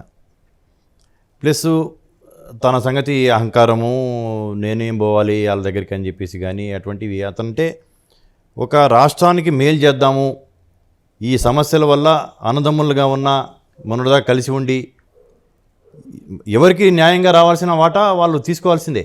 దాంట్లో కాంప్రమైజ్ అవ్వాల్సిన అవసరం ఈ రాష్ట్రానికి ఉండదు, ఆ రాష్ట్రానికి కూడా ఉంటుందని నేను అనుకోను. అటువంటిది ప్రయత్నం అనేది, సిన్సియర్ ప్రయత్నం అనేది జరగాలి. మీరు అన్నట్టు 2 ముఖ్యమంత్రులు కూర్చొని అక్రాస్ ద టేబుల్ కూర్చొని 1వ 2వ 3వ చర్చల్లో ఏదైతే సాధ్యాలు అవుతాయి, ఏది సాధ్యాలు కావు, ఏదైనా పీఠముడి పడినప్పుడు అప్పుడు కేంద్ర ప్రభుత్వం అనేది ఎలాగ తప్పదు కొన్ని సమస్యల్లో. కాబట్టి తెలంగాణ రాష్ట్ర ముఖ్యమంత్రిగా రేవంత్ రెడ్డి గారు ప్లస్ మా పార్టీ విధానం కావచ్చు, డెఫినెట్లీ అటువంటి సమావేశాలు ఏదైనా ఉంటే ముఖ్యమంత్రి గారు వెళ్ళటం జరుగుతుంది. ఉన్నత స్థాయి అధికారులను కావచ్చు, మంత్రిమండలిని కూడా, సబ్ కమిటీస్ని కూడా తీసుకెళ్ళడం జరుగుతుంది. పరిష్కారం చేసేసి ఇప్పుడు మీరు అన్నట్టు 10 years ఉమ్మడి క్యాపిటల్ అనేది కింద హైదరాబాద్ ఉంది. రేపు అది అయిపోతుంది. అయిపోయిన తర్వాత విభజన హామీలు చాలా ముందుకు వచ్చేస్తాయి, ఆస్తుల పంపకాలు ముందుకు వచ్చేస్తాయి. కాబట్టి కాంగ్రెస్ పార్టీ ఎప్పుడు ఒక అడుగు ముందే వేసేసి పరీక్షించడానికి చూస్తుంది. అక్కడ కూడా మా పార్టీ రాష్ట్ర శాఖ ఉంది. ఇటువంటి సమావేశాలకు ముందు సాధారణంగా ఏం చేస్తారంటే మా యొక్క ఆ రాష్ట్ర శాఖ నుంచి కూడా ఇన్పుట్స్ తీసుకోవడం జరుగుతుంది. అక్కడ మా వాళ్ళు కూడా కేంద్ర మంత్రులుగా పనిచేసిన వాళ్ళు ఇప్పుడు కూడా కాంగ్రెస్ పార్టీలో కొనసాగుతున్న వాళ్ళు ఉన్నారు పెద్దలు. వాళ్ళని తీసుకొని వాళ్ళతో కూడా మాట్లాడుకొని ఆ పార్టీ నుంచి ఈ పార్టీ కూర్చొని ఒక బ్లూ ప్రింట్ తయారు చేసుకొని ప్రభుత్వానికి సబ్మిట్ చేసుకొని ప్రభుత్వం తర్వాత అధికారులతో చేసుకున్న దీన్ని క్రోడీకరించుకొని పరిష్కారానికి ముందడుగు వేస్తుందని చెప్పి నేను అనుకుంటున్నాను. పరిష్కారం అవుతుందని కూడా అనుకుంటున్నాను. ముఖ్యమంత్రిగా రేవంత్ రెడ్డి గారు ప్రమాణ స్వీకారం చేసిన తర్వాత ఆత్మీయంగా ఆంధ్రప్రదేశ్ ముఖ్యమంత్రి జగన్మోహన్ రెడ్డి గారితో మాట్లాడిన సందర్భం లేదనే మాట చాలా బలంగా అనిపిస్తుంది. ఇనిషియేషన్ ఈయన వైపు నుంచి లేదా, లేకపోతే ఆయన వైపు నుంచి లేదా, మీరు ఎలా చూస్తున్నారు? అంటే ఒక ముఖ్యమంత్రిగా ఒక రాష్ట్రానికి కొత్తగా ప్రభుత్వం ఏర్పడి ముఖ్యమంత్రిగా ప్రమాణ స్వీకారం చేసేసి ఒకళ్ళు వచ్చినప్పుడు అది కనీస సాంప్రదాయం, మర్యాద ఎవరైనా సరే అభినందించడం అనేది. అది వివిధ రాష్ట్రాల నుంచి మోడీ కూడా అభినందించాడు, అమిత్ షా గారు అభినందించారు, కేసీఆర్ ఓడిపోయి ఉన్నాడు కావచ్చు, వేరే రాష్ట్రాల నుంచి పక్క రాష్ట్రాల వాళ్ళు వీళ్ళు చాలామంది అభినందించారు. కేజ్రీవాల్ ఇండియా కూటమిలో భాగంగా కూడా ఎన్డీఏ కూటమి భాగస్వామిని కూడా అభినందించడం జరిగింది. అంటే అటువంటి కనీస మర్యాద కూడా పాటించకుండా ఇదేదో తనకు శత్రువు అన్నట్టో లేకపోతే తను కోరుకున్న వ్యక్తి ఇక్కడ ముఖ్యమంత్రి కాలేదన్నట్టుగానో బిహేవ్ చేయడం జరిగింది జగన్మోహన్ రెడ్డి గారు. ఆయన మాట్లాడినప్పుడు నేను ముఖ్యమంత్రి అయ్యాను అని చెప్పేసి ఈ ముఖ్యమంత్రికి ఫోన్ చేయాల్సిన అవసరం ఈ ముఖ్యమంత్రికి ఉండదు. ఆ ముఖ్యమంత్రి కనుక అభినందిస్తే ఈయన కూడా మాట్లాడటం జరిగేది. తర్వాత ఇంకేదైనా అవసరాలు వచ్చినప్పుడు ఇద్దరు మాట్లాడుకుంటాం జరిగేది. అటువంటిది ముందడుగు వేయాల్సిన ఆయన వేయలేదు కాబట్టి అది మీకే తెలుసు అతను ఎందుకు వేయట్లేదు ఏందనేది. నిజంగా అంటే ఈయన అందరూ అనుకుంటున్నట్టు, ప్రత్యేకించి ఆంధ్రప్రదేశ్లో చాలామంది అనుకుంటారు చంద్రబాబు గారి ప్రాక్సీ రేవంత్ రెడ్డి గారు అంటారు. నిజమేనా అది? అంటే చంద్రబాబు నాయుడు గారుని గౌరవించే వ్యక్తి, చంద్రబాబు నాయుడు గారి యొక్క విజనరీ, ఆయన యొక్క ఆలోచనలకి కొన్ని యొక్క ఆలోచనల్ని గౌరవించే వ్యక్తి, కొన్ని ఆయన చేసిన అభివృద్ధిలో కావచ్చు అటువంటి కొన్ని రోల్ మోడల్గా కొన్ని తీసుకోవచ్చు ఏమో. కానీ ఈయన కాంగ్రెస్ పార్టీ ముఖ్యమంత్రి, కాంగ్రెస్ పార్టీకి సిద్ధాంతాలు ఉన్నాయి, కాంగ్రెస్ పార్టీ హైకమాండ్ ఉంది. గౌరవించడం వేరే, మనసులో అభిమానం ఉండటం వేరే, బట్ ఆచరించేది మాత్రం కాంగ్రెస్ పార్టీ సిద్ధాంతాలు, కాంగ్రెస్ పార్టీ యొక్క కార్యాచరణ, కాంగ్రెస్ పార్టీ యొక్క మేనిఫెస్టోలో ఏదైతే మేము హామీలు ఇచ్చామో ఆ హామీలను అమలు చేయటం. ఇక్కడ ప్రజలందరికీ కాంగ్రెస్ పార్టీ ప్రజల ప్రభుత్వం అనేది అంటున్నాం కాబట్టి దాని ద్వారా ఏం మేలు చేయాలని ఉంటుంది. కానీ ఆయన యొక్క ప్రాక్సీయో చంద్రబాబు నాయుడు గారు ప్లాన్ చేసిన వ్యక్తియో అనే దానికి అసలు అర్థమే లేదండి. అంటే అలాంటి ఆరోపణలు జనరల్గా పొలిటికల్ పార్టీస్ తీసుకొస్తాయి, పొలిటికల్ పార్టీ చేస్తాయి. వాళ్ళు అనేది కూడా ఇంకోటి ఏంటంటే ఆయన స్కూలు, చంద్రబాబు గారి స్కూలు సిలబస్ కూడా అదే కదా. అండ్ కాంగ్రెస్కి ఎలా ముఖ్యమంత్రి ట్యూన్ అవుతారు కాంగ్రెస్ సిద్ధాంతాలకు అనేది ఒక ప్రశ్న వాళ్ళు లేవనెత్తుతున్నది. అంటే ఇప్పుడు ఆయన 2021 జూలై 7 నాడు పిసిసి అధ్యక్షుడిగా ప్రమాణ స్వీకారం చేశారు, ఛార్జ్ తీసుకున్నారు. అంటే దాదాపు ఇంకో 4 నెలలు అయితే 3 ఏళ్ళు అవుతుంది. అంటే రాష్ట్ర అధ్యక్షుడి కింద కాంగ్రెస్ పార్టీ సిద్ధాంతాలని, కాంగ్రెస్ పార్టీ విధి విధానాలని ప్రజల్లోకి తీసుకెళ్లేసి ఫైట్ చేసి కాంగ్రెస్ పార్టీకి ఓటేయండి అని చేగుర్తు మీద ఓట్లు వేయించుకోగలిగాడు ఆయన. అన్నప్పుడు చంద్రబాబు నాయుడు గారి విధి విధానాలు కావచ్చు, ఆయన పార్టీ సిద్ధాంతాలు, అలాగే ఆయన ప్రాంతీయ పార్టీ, ఉమ్మడి రాష్ట్రం ఉన్నప్పుడు ప్రాంతీయ పార్టీ, ఇప్పుడు 2 రాష్ట్రాలనే కాబట్టి ఆయన జాతీయ పార్టీ కింద దాన్ని ఆయన ప్రకటించుకోవడం జరిగింది. 2 రాష్ట్రాలు ఉన్నాం కాబట్టి. కానీ అండమాన్లో కూడా ఉన్నారండి. అండమాన్లో దే గాట్ మేయర్ పొజిషన్. అట్లా వాళ్ళది కూడా ఇప్పుడు జాతీయ పార్టీ ఉన్నా 2-3 రాష్ట్రాల్లోనే ప్రజెన్స్ అక్కడ తప్పించి తెలంగాణలో కూడా ఆల్మోస్ట్ ఆల్ ప్రజెన్స్ ఇదైపోయింది. ఆంధ్ర వరకే మెయిన్గా ఉన్నారు. ఆయన యొక్క ఆలోచనలు, ఆయన యొక్క ఇది అనేది కాంగ్రెస్ పార్టీ యొక్క పరిపాలనలో కాంగ్రెస్ పార్టీకి సిద్ధాంతాలు ఉన్నాయి. 138 సంవత్సరాలు ఉన్న పార్టీ ఇది, భారతదేశానికి స్వాతంత్రం ఇచ్చిన పార్టీ, తెలంగాణ రాష్ట్రాన్ని ఇచ్చిన పార్టీ. దీనికి ఒక డైరెక్షన్స్ ఉంటాయి. ముఖ్యంగా మనకు ఒక మేనిఫెస్టో ఉంటుంది, ఆ మేనిఫెస్టో ప్రకారం వెళ్తాం మేము. సో వీరి మీద వారి ఇన్ఫ్లుయెన్స్ ఏం లేదంటారు మీరు? తప్పకుండా ఉండదు. అంటే ప్రభుత్వంలో ఉండదు. వ్యక్తిగా ఆయన ఉన్న మంచి గుణాలు ఏమన్నా తీసుకొని ఉంటుందేమో. డెఫినెట్లీ ఒకరితో కొన్ని సంవత్సరాలు మనం ప్రయాణం చేయడం జరిగినాక ఖచ్చితంగా ప్రభావం ఉంటుంది, కొన్ని ప్రభావాలు ఉంటాయి డెఫినెట్లీ. కానీ ప్రభుత్వం నడిపే దాంట్లో మాత్రం కాంగ్రెస్ పార్టీ విధి విధానాలు, కాంగ్రెస్ పార్టీ సిద్ధాంతాలే ఉంటాయి. ఇప్పుడు ఇండీ అలయన్స్ నుంచి నితీష్ కుమార్ వైదొల్ గారు, మమతా బెనర్జీ గారు అలిగారు, కేజ్రీవాల్ దూరం జరిగారు, కనిపిస్తున్నది ఒకటి కాంగ్రెస్సే. ఈ క్రమంలో ఇండీ అలయన్స్లోకి రేవంత్ రెడ్డి గారికి వారితో ఉన్న చనువు సాన్నిహిత్యం కొద్ది వారిని ఏమన్నా ఆహ్వానించే అవకాశం ఉందా? అంటే అదంతా జాతీయ నాయకత్వం తీసుకోవాల్సిన నిర్ణయాలు ఇవి. ఈ రోజుల్లో ఎవరికి పర్మనెంట్ శత్రువులు మిత్రులు కాదంట రాజకీయాల్లో. చంద్రబాబు నాయుడు గారు ఆ పార్టీ మూల సిద్ధాంతం పుట్టిందే యాంటీ కాంగ్రెస్ కింద పుట్టిన పార్టీ, స్వర్గీయ ఎన్టీ రామారావు గారు పెట్టిన పార్టీ. అటువంటిది ఆయన 18లో వచ్చేసి మాతో కలిసి తెలంగాణలో పోటీ చేయడం జరిగింది. భవిష్యత్తు ఏమవుద్దో ఎవరు చెప్పలేము, కానీ రేవంత్ రెడ్డి గారి ఇనిషియేటివ్ అంటూ ఉండదు దీంట్లో. జాతీయ పార్టీ డైరెక్షన్స్ ఇచ్చేసేసి ఇదిగో మనకి ఈ రాష్ట్రంలో పలానా వాళ్ళతో మనం పొత్తు, ఇప్పుడు సిపిఐ మాతో పొత్తు పెట్టుకుంది, ఇక్కడ కూడా పెట్టుకుంది, ఒక సీట్ ఇచ్చాము వాళ్ళకి. అట్లాగే మిగతా ఈ ఎన్సీపీ, శివసేన కూడా మాతో కలిసి ఉన్నాయి, ఆర్జేడీ కలిసి మాతో పోటీ చేసాం, మేము డిఎంకేతో కలిసి పోటీ చేశాము. ఇటువంటి వివిధ రాష్ట్రాల్లో ఏ రాష్ట్రాలకి ఆ రాష్ట్రాల్లో జనపెట్టి చేశాం. కానీ ఇప్పుడు ఈ ఎలక్షన్స్లో మాత్రం వాళ్ళకి ఉంటుందా లేదా అనేది అది హైకమాండ్ నిర్ణయించుకునే విషయం. అది మా స్థాయిలో మేము దాని మీద కామెంట్ చేసే స్థాయి మాది కాదు. అది సోనియా గాంధీ గారు, ఖర్గే గారు, రాహుల్ గాంధీ గారు నిర్ణయించుకునే నిర్ణయాలు. అసెంబ్లీ ఎన్నికల్లో నిజంగా అంటే రేవంత్ రెడ్డి గారు పడ కష్టం కానీ, వేదన కానీ, ప్రెషర్ కానీ, తీసుకున్న ప్రెషర్ కానీ సామాన్యమైంది కాదు. డిస్పైట్ దట్ ఆయన ముఖ్యమంత్రిగా ప్రమాణ స్వీకారం చేసిన తర్వాత కూడా ఇంకా బీఆర్ఎస్ ఇంకా క్లెయిమ్ చేస్తూనే ఉంది. 3 నెలలు ఆగి మీ ప్రభుత్వాన్ని పడగొట్టేస్తుంది. అంటే వారి యొక్క మనస్తత్వాలు ఎటువంటి ఒక రాచరిక మనస్తత్వాలు ఉన్న నాయకులు వాళ్ళు. ప్రజాస్వామ్యం అన్నిలో ఉండటానికి వాళ్ళు అసలు అర్హులే కాదు. ఇదే మేము 2014లో కేసీఆర్ ముఖ్యమంత్రిగా బాధ్యతలు తీసుకున్న తర్వాత ఈ యొక్క రుణమాఫీ అనేది ఒకటే విడత కాకుండా విడతల వారికి ఇస్తాము 4 ఏళ్ళు అని చెప్పి అనటం జరిగింది. ప్రమాణ స్వీకారం చేసిన మరుసటి రోజే అన్నాడు ఆయన. 3వ రోజు అతని నియోజకవర్గమైన గజ్వెల్లోనే రైతులు పెద్ద ఎత్తున టీఆర్ఎస్ యొక్క జెండాలు చింపేసేసి, ఫ్లెక్సులు తగలబెట్టేసి రోడ్డు మీదకి రావడం జరిగింది, ధర్నా చేయడం జరిగింది. అంటే నాకు తెలిసి ఈ భారతదేశంలో కావచ్చు, వివిధ దేశాల్లో, ప్రపంచంలో ఎక్కడ కూడా ఏదో ఒక ప్రభుత్వం ఏర్పడిన తర్వాత, ప్రభుత్వం ఏర్పడిన 3వ రోజే అంత పెద్ద నిరసనలు అనేది వ్యక్తం కావటం అనేది ఎక్కడ జరిగి ఉండదు. ఇది హిస్టరీలో భాగం అని చెప్పేసి అనుకుంటాను.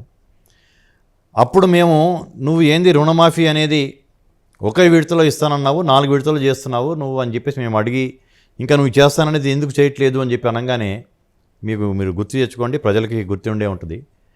ఎవరైనా అన్నప్రాసన రోజు ఆవకాయ పచ్చడి తింటారా అని చెప్పేసి మాట్లాడారు.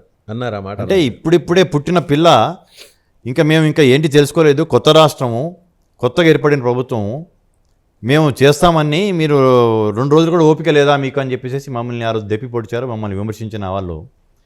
ఈరోజు మేము మా యొక్క 6 గ్యారెంటీలు అనేది మేము 100 రోజుల్లో అమలు చేస్తామని చెప్పి అందులో 2 మొదలెట్టేశారు. 2 మొదలుపెట్టాము. ఇంకా 2 కూడా అతి రోజుల్లో 2 రోజుల్లోనే, ఈ రోజు రేపట్లోనే, రేపు అసెంబ్లీ సమావేశాలు ఉన్నాయి కాబట్టి ఈ 2 రోజుల్లోనే మొదలవుతాయి. డెఫినెట్లీ మేము అన్న 100 రోజులు టార్గెట్లోపి 6 గ్యారెంటీలకి అమలు చేయడం జరుగుతుంది. కర్ణాటకలో కూడా చేసాము, ఇక్కడ కూడా చేస్తాం. అంటే ప్రభుత్వం పడిపోతుంది అంటే నువ్వు ఇంకా మాట్లాడితే గ్యారెంటీలు ఎప్పుడు ఇస్తారో అని చెప్పేసి అడుగు. ప్రతిపక్ష పాత్ర నీకు ఆ బాధ్యత ఉంది, ప్రజల పక్షాన నువ్వు పోరాడు, మమ్మల్ని నిలదీ మేము తప్పులు చేస్తే. అంతేగాని ప్రభుత్వాన్ని కూలుస్తాం, ఈ ప్రభుత్వం ఏముండదు మనమే ఎక్కుతాం అంటే, ప్రజాస్వామ్యంలో ఒకళ్ళని ఎన్నుకుంటే 5 ఏళ్ళ కోసం ఎన్నుకుంటారు. అంటే ప్రభుత్వాలని చీల్చి, ప్రభుత్వాన్ని టైం కూడా ఇచ్చారు, 100 రోజులు లోపల చేస్తామని. 100 రోజులు కూడా ఇంకా కాలేదు కదా. అంటే ప్రభుత్వాలని చీల్చి, ప్రభుత్వాలని డీస్టెబిలైజ్ చేసి, ప్రజలు ఎన్నుకున్న ప్రజల యొక్క తీర్పుని వీళ్ళు కాలదన్నాల్సిన దాన్ని ఆలోచన దూరంలో ఉన్న వాళ్ళని ప్రజలే చూస్తున్నారు. రేపు రాబోయే పార్లమెంట్ ఎలక్షన్స్లో వాళ్ళకి 1 సీటు కూడా వస్తుంది అనేది నమ్మకం లేదు నాకు. వస్తే 1 రావచ్చు, అతి కష్టం మీద. 1 ఎందుకని మినహాయింపు ఇచ్చేశారు? అంటే వస్తే 1 వస్తుందేమో అని అన్నా కానీ అది 1 కూడా వచ్చే పరిస్థితి లేదు. ఎందుకంటే వాళ్ళది ప్రజలు వాళ్ళు ఆర్గనైజేషన్ బలపరిచో, వాళ్ళ యొక్క పార్టీ యొక్క యంత్రాంగాన్ని బలపరిచి, పార్టీ నాయకులతో, పార్టీ కార్యకర్తలతో బాండేజ్ పెంచుకొని పార్టీ నాయకుల్ని ఎమ్మట తీసుకెళ్ళిన పార్టీ కాదది. వాళ్ళు ఎంతసేపు వాళ్ళ అధికారాన్ని చూపించుకొని అధికారం కోసం వచ్చిన వాళ్ళని తీసుకున్నారే కానీ ఒక మంత్రి పేరు చెప్పడం భావ్యం కాదు. నాకు సన్నిహితంగా ఉంటాడు, దాంట్లో మంత్రికి చేశాడు. అన్న నా జీవితంలో మంత్రి కావాలనే కోరిక ఉంది, మంత్రి అయిపోయాను. ముఖ్యమంత్రి యొక్క సమక్షంలో జరగబోయే మీటింగ్స్కి అందరికంటే ఆఖరిలో వెళ్తాను నేను. ఎందుకంటే ఈలోపు ముందు వెళ్తే కొంచెం అక్కడిక్కడ ఏదో ఒకటి మాట్లాడటం అంటూ జరుగుతుంటుంది. మీటింగ్ కాగానే అందరికంటే ముందు బయటకు వచ్చేస్తాను.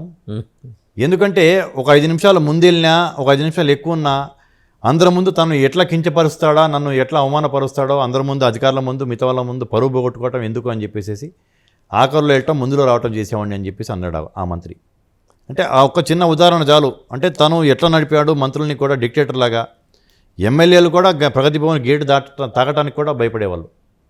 వాళ్ళు రాజుగారు పిలిస్తే వెళ్ళి చేతులు కట్టుకుని నిలబడాలే కానీ రైట్, ఇది ప్రజాస్వామ్యంలో ఉండి నేను ముఖ్యమంత్రిని కలవాలి, ఇది అర్జీ పెట్టుకోవాలనేది కాదు. కేటీఆర్ దగ్గరే క్యూ ఉండేది. కేటీఆర్ కూడా సరిగ్గా అందరినీ కలిసేవాడు కాదు. నేను అప్పుడు యూత్ కాంగ్రెస్లో ఉన్నాను, రాజశేఖర్ గారిని కలవాలనుకుంటే, ఇప్పుడు మన ఇద్దరం మాట్లాడుకుంటున్నట్టు రాజశేఖర్ గారిని కలుద్దాం పదా అని చెప్పేసి అనుకుంటే ఇక్కడ నుంచి కలిసేసి వెళ్ళిపోయే వాళ్ళం. అరగంటలో వెళ్ళిపోయి సెక్రటరియట్కి వెళ్ళి, సెక్రటరియట్ కానీ ఆయన క్యాంప్ ఆఫీస్ కానీ వెళ్ళేసి కలిసేసేసి మాట్లాడి వచ్చేవాళ్ళం. అంటే ఒక సాధారణ యువజన కాంగ్రెస్లో ఉన్న వ్యక్తి కూడా వెళ్ళి రాజశేఖర్ గారిని ఆ టైంలో కలవగలిగాడంటే ఇప్పుడు మంత్రులు, ఎమ్మెల్యేలకే దిక్కులేదు. కాబట్టి వాళ్ళు అటువంటి బాండేజ్ లేకుండా అధికారం వల్ల యంత్రాంగాన్ని పార్టీని నడిపారే కానీ, అధికారం ఉండటం వల్ల మళ్ళీ రెండోసారి అధికారం డబ్బు మదంతో డబ్బు ఖర్చు పెట్టేసి తెచ్చారే కానీ వాళ్ళకి ఆ బాండేజ్, ఆ కనెక్షన్స్ అనేది లేవు క్యాడర్తో కానీ నాయకత్వంతో. కాబట్టి ఇప్పుడు వాళ్ళది కొలాప్స్ అయిపోతుంది. పేకమెడ లాంటిదే. అండ్ కాంగ్రెస్ మీద ఇంకొక నింద ఉంది, లేదా వాస్తవం మరి మీరే చెప్పాలి. మైనారిటీ అపీజ్మెంట్ స్టార్ట్ చేశారా మీరు కూడా you want to get Majlis into your fold? అంటే మేము అపీజ్మెంట్ చేయాల్సిన అదేం లేదు. మైనార్టీ ఎంఐఎం అనేవాళ్ళు ఒక రకంగా బీఆర్ఎస్ మిత్రపక్షంగా నడిచింది. అంతకుముందు చంద్రబాబు నాయుడు గారు ఉన్నప్పుడు వాళ్ళకి అనుకూలంగా ఉన్నారు, రాజశేఖర్ గారు ఉన్నప్పుడు మాతో అనుకూలంగా ఉన్నారు. వాళ్ళకు ఉన్న పరిస్థితులు కావచ్చు, వాళ్ళకున్న అవసరాలు కావచ్చు, ఎవరైతే గవర్నమెంట్లో ఉంటారో వాళ్ళకి అనుకూలంగా ఉంటారు. వాళ్ళు కూడా ఒక పార్టీ, ఒక రాజకీయ పార్టీ, ఒక 7 ఎమ్మెల్యేలు, ఒక ఎంపీ ఉన్న పార్టీ. వాళ్ళు వచ్చేసేసి మా దగ్గరికి వచ్చేసి ఏదన్నా మాకు ఓల్డ్ సిటీ అభివృద్ధికో దేనికో కావాలన్నప్పుడు మా ముఖ్యమంత్రి, మా మంత్రులు టైం ఇవ్వటం జరుగుతుంది. వాళ్ళతో సత్సంబంధాలు నెలకొల్చడానికి మేము కూడా సిద్ధంగానే ఉన్నాం. So doors are open for them. అంటే డోర్స్ అనేది ఓపెన్ క్లోజ్ అనేది అక్కడ ఇక్కడ ఆస్కారమే రాదు. వాళ్ళు ఎమ్మెల్యేలు, వాళ్ళు ఒక రాజకీయ పార్టీ, మేము ఇప్పుడు అధికార పార్టీ. వాళ్ళు ఎమ్మెల్యేలు ఏదైనా పనుల కోసం వస్తున్నప్పుడు మేము ప్రభుత్వ పరంగా ఓకే. నేనేది ఇప్పుడు మీకు మిత్రపక్షంగా వాళ్ళు రేపు పొద్దున ఆల్రెడీ ప్రయత్నాలు మొదలెట్టినట్టు తెలిసింది. మీతో మంచిగా ఉంటూ కాంగ్రెస్ ఇంతకుముందు ఉన్నారు, సరే అది ఎవరు అధికారంలో ఉంటే వాళ్ళతో మంచిగా ఉంటూ వాళ్ళ పనులు వాళ్ళు చేసుకోనేది ఎంఐఎం వాళ్ళు మొదటి నుంచి అనుసరిస్తున్న సూత్రం. ఈరోజు మీరు వస్తే అంటే మీకు పక్కన పొటెన్షియల్ థ్రెట్ బీజేపీ ఉంది, వాళ్ళు ఎంబడే మిమ్మల్ని ట్యాగ్ చేయడానికి అవకాశం ఉంది. చూసారా, మైనారిటీ అపీజ్మెంట్ మొదలెట్టేసింది కాంగ్రెస్ అని. అంటే మాది సెక్యులర్ పార్టీ, మేము ఒక మతతత్వ పార్టీ కాదు. మాది సెక్యులర్ పార్టీ అన్నప్పుడు ఎంఐఎం వాళ్ళు వచ్చినా మేము స్వీకరిస్తాము. రేపు ఇంకేదన్నా బిషప్లు ఎవరైనా వచ్చినా ఆహ్వానిస్తాము, వాళ్ళకి కావాల్సింది చేస్తాము. గురుద్వారా వాళ్ళు ఎవరైనా వచ్చినా చేస్తాము, ఎవరికైనా సరే చేస్తాము. ఒక రాజకీయ పార్టీ, మేము ప్రభుత్వంలో ఉన్నాము, వాళ్ళకి కావాల్సిన ఓల్డ్ సిటీ కూడా అభివృద్ధి చెందాలి కదా. ఓల్డ్ సిటీల నుంచి మెట్రో వెళ్ళాలి. ఇప్పుడు ముఖ్యమంత్రి గారు మెట్రో కారిడార్ కూడా ఇక్కడ నుంచి వీళ్ళు వారి యొక్క ఆస్తుల్ని, వారి యొక్క సామాజిక వర్గంలో ఉన్న వ్యాపారవేత్తలకి కారిడార్స్ నుంచి మెట్రో రైలు తీసుకెళ్ళాలి ఎయిర్పోర్ట్కి అని చెప్పేసి వేసే ప్రణాళికలు ఆయన రావడంతో దీనివల్ల వయబిలిటీ లేదు అని దాదాపు ఇప్పుడు ఓల్డ్ సిటీ నుంచి ఫలక్నమా నుంచి ఎయిర్పోర్ట్కి ట్రాక్ ఇది చేస్తున్నారు. దానివల్ల ఓల్డ్ సిటీ డెవలప్ అవుతుంది. లేదు వాళ్ళకి ఏం కావాలో మేము చేస్తామో, మాకేదైనా మా జాతీయ పార్టీ వాళ్ళు వచ్చి మా దాంట్లో కలుస్తానన్నప్పుడు పార్టీ డెఫినెట్లీ సాధిస్తుంది. గురుద్వారాల నుంచి సిక్కులు వచ్చినా, క్రిస్టియానిటీ నుంచి బిషప్లు వచ్చినా, ముస్లిం సమాజం నుంచి ఎంఐఎం వచ్చినా మేము ఆదరిస్తూ ఉన్నారు. హిందువుల గురించి మాట్లాడట్లేదు మీరు. అంటే మీరు మైనార్టీ అనే పదం అన్నారు కాబట్టి నేను మాట్లాడుతున్నా. అంటే మైనారిటీ అన్నప్పుడు వీళ్ళు మైనార్టీస్, మాది సెక్యులర్ పార్టీ అన్నప్పుడు హిందూ, ముస్లిం, సిక్కు, ఇసాయి అన్ని మతాలు సమానమే మాకు. కాబట్టి మైనార్టీ గురించి మాట్లాడుతున్నారు, ఎంఐఎం గురించి మాట్లాడుతున్నారు. కాబట్టి ఎంఐఎంఏ కాదు, వేరే ఇంకా 2 మైనార్టీ వర్గాలు వచ్చినా కానీ స్వీకరిస్తామని చెప్పేసి అన్నాను. కానీ అసెంబ్లీలో చూసాం, మన ముఖ్యమంత్రి గారు మాట్లాడుతుంటే అక్బరుద్దీన్ ఓవైసీ గారు ఏ రకంగా ఆయన ఒక రకంగా రెచ్చగొట్టే విధంగా మాట్లాడటం. ఆఫ్కోర్స్ ముఖ్యమంత్రి గారు చాలా గట్టిగా జవాబు ఇచ్చారు ఆయనకి. నేననేది ఏంటంటే ఈ కైండ్ ఆఫ్ ఈ ప్రెషర్ టాక్టిక్స్ని మజ్లిస్ ప్రయోగించే అవకాశం ఉంది, దానికి కాంగ్రెస్ ఈల్డ్ అవుతుందా అని అడుగుతున్నాను. అంటే pressure any type of pressure tactics Congress party yield అయ్యే సమస్య లేదు. అలాగని స్నేహస్తం చాచి ఎవరైనా వస్తానంటే కూడా మేము నీ చెయ్యి అందుకోమని చెప్పేసి కూడా కాంగ్రెస్ పార్టీ అనదు. పార్లమెంట్ ఎన్నికల దగ్గరకు వచ్చేప్పటికీ బీజేపీ జాతీయవాదాన్ని, అయోధ్య రాముడిని ముందుకు తీసుకొస్తుంది. మీ కార్డ్స్ ఏంటి పార్లమెంట్ ఎన్నికలకు వచ్చేప్పటికి?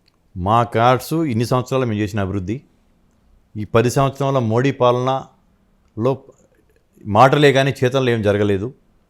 ఆ రోజు డాలర్ని రూపాయి మారక విలువ తగ్గించేసి రూపాయిని బలపరుస్తామని చెప్పి మాట్లాడడం జరిగింది. అంటే 14 హామీల్లోనే ఇచ్చిన హామీలు జాబ్స్ అన్నారు, 2 కోట్ల ఉద్యోగాలు అన్నారు, 15 లక్షలు అన్నారు అకౌంట్లో. తర్వాత అమిత్ షా గారు మాట్లాడారు ఇట్స్ ఏ జుమ్లా అని. అది ఎలక్షన్లో మేము ఇచ్చిన ఇది కానీ అది ఎవడిస్తాడో 15 లక్షలు ఎవడు తీసుకుంటాడు ఎవడిస్తాడు అని చెప్పేసి మాట్లాడారు. అంటే భారతదేశాన్ని ఒక రకంగా అభివృద్ధిలో పోటీ పడకుండా వారి యొక్క మత రాజకీయాలు తీసుకొని వాళ్ళ ఓట్ బ్యాంకుని పెంచుకునే పని, కార్గిల్ వారు, లేకపోతే పుల్వామా దాడి, ఇప్పుడు అయోధ్య రాముడు. ఏదైనా సరే మేము రాముడిని గౌరవిస్తాం, ఆదర్శ పురుషుడిగా ఆయన్ని ఒక దేవుడిగా మేము భావిస్తాం. అందరం హిందువులు అనేవాళ్ళు ఎవరైనా సరే రాముడిని ఆదర్శవంతుడిగా రాముడిలాగా ఉండాలని చెప్పేసి మనం అనుకుంటా ఉంటాం. మన పిల్లలు కూడా రాముడిలాగా ఉండాలనేది కోరుకుంటాం. అటువంటిది ఆ గుడి ఇంకా పూర్తి కాకముందే ఇంకొక 3 నెలల్లో ఎలక్షన్స్ జూన్కి వరకు కానీ ఆ గుడి ఇంకా పనులు జరుగుతూ ఉన్నాయి కన్స్ట్రక్షన్ వరకు. అది కూడా శూన్యమాసం. ఇటువంటి దాంట్లో గుడిని చాలామంది పండితులు, నిష్ణాతులైన బ్రాహ్మణులు, సిద్ధాంతులు మాట్లాడటం జరిగింది. కొందరు మోడీ గారి యొక్క అమిత్ షాకి వాళ్ళకి భయపడి కొందరు మాట్లాడకపోయినా చాలామంది బయట మాట్లాడారు ఇది కరెక్ట్ ముహూర్తం కాదు అని చెప్పేసి. అటువంటిది ఆయన దాన్ని ఇప్పుడు హడావుడిగా దాన్ని రామ మందిరాన్ని విగ్రహ ప్రతిష్టాపన చేసేసి పూర్తి కాకుండానే ప్రజలకి దర్శనార్థం దాన్ని ఓపెన్ చేసి ఎలక్షన్స్ కూడా ఈ వేడి తగ్గకముందే ఉన్నది ఎలక్షన్స్ కూడా ప్రీపోన్ చేసే ఆలోచన ఉన్నాడు. ఈ 10కి పార్లమెంటు సెషన్స్ అయిపోయినాక బహుశా షెడ్యూల్ వచ్చేస్తుండొచ్చు, మనకి 2-3 రోజుల్లో వచ్చేస్తుంది. 12వ తారీఖు 17వ తారీఖు అంటే పుల్వామా దాడులతో ఒక ఎలక్షను, కార్గిల్ యుద్ధంతో ఒక ఎలక్షన్స్, ఇప్పుడు రాముడితో ఒక ఎలక్షను. ఎలక్షన్ల ముందు వాళ్ళకి అటు భారతదేశానికి పాకిస్తాన్కి ఉన్న టెన్షన్స్ రెచ్చగొట్టడం కానీ, లేకపోతే మతపరంగా రాముడిని కానీ, లేకపోతే ఇప్పుడు రేపు నీకు నెక్స్ట్ టైం శ్రీకృష్ణుడిని కానీ ఇటువంటి రెచ్చగొట్టేసి చేయటమే తప్పించి నువ్వు అభివృద్ధి ఏం చేశావు, యువకులకి ఏం ఇది చేసావు, భారతదేశాన్ని ప్రపంచ పటంలో ఎక్కడ తీసుకెళ్ళావు అనేది చెప్పకుండా ఈ మాయమాటలు, ప్రలోభాలు చేసేసి ఆయన అంత పెద్ద నటుడు. నేను చాలా సందర్భాల్లో చెప్పడం జరిగింది. ఇప్పుడు కాకుండా ఆయన ఒక 30 సంవత్సరాలు 40 సంవత్సరాల ముందు కనుక పుట్టుంటే మోడీ, మన తెలుగులో నుంచి ఎన్టీ రామారావు గారు, కన్నడలో నుంచి రాజకుమార్ గారు, తమిళలో నుంచి ఎంజీఆర్ గారు, హిందీ నుంచి దిలీప్ కుమార్ గారు, వీళ్ళందరూ ఫేడౌట్ అయిపోయేవాళ్ళు ఈయన ముందు. అంటే అంత మహానటుడు, వాళ్ళ నలుగురిని మించిన నటుడు. తన తల్లి దగ్గరికి వెళ్ళి తల్లి చేతిలో ముద్దలు తినటానికి కూడా action shoot ready, camera on అని అన్నదాకా లోపల ఉండి అంత రెడీ కాగానే వచ్చి తల్లితో అన్నం తినిపించుకోవటం, ఆడ సముద్ర బొడ్డున అటు ఇటు విరజిమ్మిన ఒక 4 బాటిల్స్ వేసేసి యాక్షన్ అనగానే వచ్చేసి అవి ఎత్తేసేసి క్లీన్ చేస్తున్నట్టు నటించడం, పార్లమెంటు అడుగు పెట్టబోతూ తల తీసుకొచ్చి పార్లమెంటు మెట్టు మీద తల ఆంచి చేయటం. అంటే ప్రతి ఒక్క నిమిషం, ప్రతి ఒక్క అడుగు పబ్లిసిటీ. రియల్గా అభివృద్ధి చేసే వాళ్ళకి పబ్లిసిటీ చేయాల్సిన అవసరం లేదు. అంటే అభివృద్ధి లేకుండా ఇటువంటి దీనివల్ల చేస్తున్నాడు అతను. Social media is very strong. నేను చెప్తుంటాను, బీజేపీ ఎటువంటి పార్టీ అంటే ఇప్పుడున్నంత సోషల్ మీడియా, ఎలక్ట్రానిక్ మీడియా లేని టైంలోనే మొత్తం భారతదేశంలో ఉన్న వినాయక విగ్రహాలన్నీ పాలు దాగినాయి అని చెప్పేసి లక్షల మంది తండోపతండాలుగా మహిళలు వెళ్ళి వినాయకుల గుళ్ళకి వెళ్ళటం అనేది జరిగింది. అంటే గోబల్స్ కూడా వీళ్ళని మించి లేడు, గోబల్స్ని మించిపోయిన వాళ్ళు వీళ్ళు. అభివృద్ధి కాకుండా యువతని ఈ ట్రాక్లో తీసుకెళ్తున్నారు. అది లాంగ్ రన్లో చాలా నష్టం అవుద్ది ప్రజాస్వామ్యానికి. ఈసారి మోడీ రావటం అంటూ జరిగితే ప్రజాస్వామ్యానికి చాలా నష్టం. మా జాతీయ అధ్యక్షుడు ఖర్గే గారు కూడా మాట్లాడటం జరిగింది. 2 ప్రశ్నలు సార్ చివరిగా. ఒకటి, తెలంగాణలో ఎన్ని పార్లమెంట్ స్థానాలు కాంగ్రెస్ చేజిక్కించుకోబోతుంది? సునాయాసంగా 12 గెలవబోతున్నాం. టఫ్గా ఎలక్షనీరింగ్ మాది బాగుండి ఇది జరిగితే ఇంకో 2, 14 వరకు మేము గెలుస్తామనే అంచనాలు మాకున్నాయి. సునాయాసంగా నేనంటే 12 స్థానాలు గెలుస్తాం.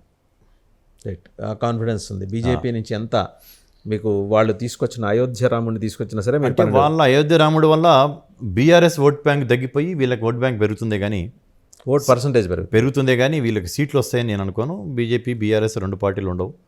ఒకటి ఎంఐఎంకి ఓ సీట్ అనేది ఎంఐఎంకి ఉంటుంది. ఇక మిగతా 16లో మేము మినిమం 14 గెలవాలని మాకు ఉంది, అంచనా ఉంది. అభ్యర్థులు కూడా మేము అటువంటి ఇవ్వాలని మేము సెలెక్ట్ చేయడం జరుగుతుంది. ఫైనల్గా అండి, లాస్ట్ ప్రశ్న.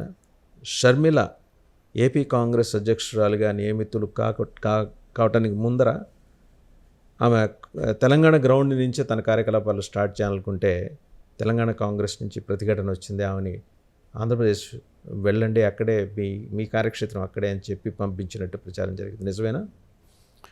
అంటే 2018లో చంద్రబాబు నాయుడు గారితో పొత్తు పెట్టుకున్నప్పుడు మీడియా కావచ్చు, ఎక్కడ చూసినా కానీ కాంగ్రెస్ పార్టీ హవా గెలిచిపోతుంది అని అనుకున్నారు. మేము కూడా స్టార్టింగ్లో కాంగ్రెస్ పార్టీకి చాలా లాభం జరుగుతుంది అనేది అనుకున్నాం. వ్యక్తిగతంగా అప్పుడు నేను వర్కింగ్ ప్రెసిడెంట్, నేను రేవంత్ రెడ్డి గారు వర్కింగ్ ప్రెసిడెంట్, ఉత్తమ్ కుమార్ రెడ్డి గారు ప్రెసిడెంట్ ఆ టైంలో. కానీ తెలంగాణలో వచ్చి చంద్రబాబు నాయుడు గారు ఒకరోజు పర్యటన కోసం వచ్చి ఆయనకు వచ్చిన స్పందనను చూసినాక దాన్ని ఎక్స్టెండ్ చేసుకొని దాదాపు 8 రోజులు తెలంగాణలో ఉండి ఆయన ప్రచారం చేయడం జరిగింది. దాంతో తెలంగాణ సెంటిమెంట్ రెండోసారి రెచ్చగొట్టడానికి కేసీఆర్కి ఉపయోగపడింది. మళ్ళీ అమరావతి గులాంగిరి, ఆంధ్ర గులాంగిరి ఆర్ ఢిల్లీ గులాంగిరి చేసే అవసరం ఉందా అని రెండోసారి తెలంగాణ సెంటిమెంట్ రెచ్చగొట్టేసేసి ఉత్తర తెలంగాణలో బాగా లబ్ధి పొందాడు. దక్షిణ తెలంగాణలో మేము బలంగానే గెలిచాము. ఉత్తర తెలంగాణ కంప్లీట్ స్వీప్ చేయడానికి కారణం అనేది చంద్రబాబు నాయుడు గారిని ఒక భూతం కింద చూపించేసి తెలంగాణ సెంటిమెంట్ రెచ్చగొట్టాడు. మళ్ళీ అతనికి అటువంటి ఆయుధం ఇచ్చిన వాళ్ళం అవుతాము. ఇప్పుడు అతను పార్టీలో నుంచే టీ తీసేసి బీ పెట్టుకున్నాడు. బీ పెట్టుకొని భారత అని చెప్పేసి కలలు కన్నాడు, భారతదేశం అని చెప్పేసి. దాంతో తెలంగాణ సెంటిమెంట్ని అతను పక్కన పెట్టినట్టు అయింది. తెలంగాణ వాదాన్ని, తెలంగాణ పదాన్ని, తెలంగాణ సెంటిమెంట్ని. అయినా కానీ శరంలో కనుక వచ్చేసి ఇక్కడ ఒకవేళ ఇక్కడే ఉండి కాంగ్రెస్తో ఇక్కడ పొత్తి పెట్టుకోనో లేకపోతే కాంగ్రెస్లో ఇదే చేయటం అంటూ జరిగితే మళ్ళీ ఆ సెంటిమెంట్ని ఇంకో రకంగా చేసుకొని మళ్ళీ దాన్ని ఇంకా రెచ్చగొట్టి లబ్ధి పొందడానికి ప్రయత్నం చేస్తున్నటువంటి అవకాశం ఏమాత్రం ఇవ్వకూడదు అనే దాని మీదే రేవంత్ రెడ్డి గారు షర్మిల గారు ఉంటే ఆంధ్రప్రదేశ్లో వెళ్ళి ఇది చేయండి, కానీ తెలంగాణ కాంగ్రెస్లో షర్మిల గారితో పొత్తు పెట్టుకోవటం కానీ చేయటం కానీ వద్దు అని చెప్పి యాజ్ ఎ పీసీసీ ప్రెసిడెంట్గా తన యొక్క వాయిస్ ఢిల్లీలో చెప్పడం జరిగింది. ఢిల్లీ వాళ్ళు కూడా దాన్ని కన్విన్స్ కావడం జరిగింది. కాబట్టి ఇప్పుడు ఆమెకి ఆంధ్ర రాష్ట్ర పగ్గాలు ఇవ్వడం జరిగింది. Right. Thank you Kusum Kumar గారు, థ్యాంక్ యూ వెరీ మచ్.